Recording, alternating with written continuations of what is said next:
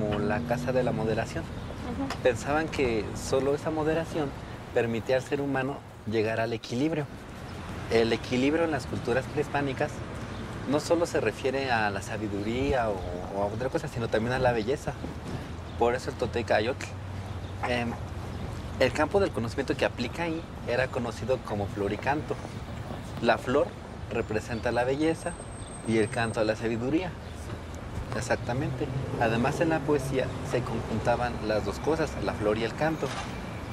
Por ejemplo, les voy a decir una. Sí. Y está muy corta. Dice, no acabarán mis flores, no cesarán mis cantos.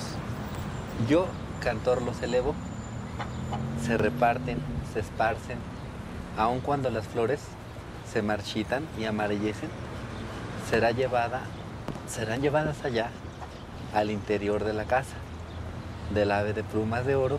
Pero mejor terminemos de comer los taquitos, ¿sí? Pues para que estemos en equilibrio todos. Entonces mi tío se tiene que acabar su Ok, Ya pero vamos, como ya. échale ganas. Venga, Así como venga, el tío, poema. venga. Y luego después seguimos contando más relatos, ¿no? Eso sería más Échale flor y interesante, canto.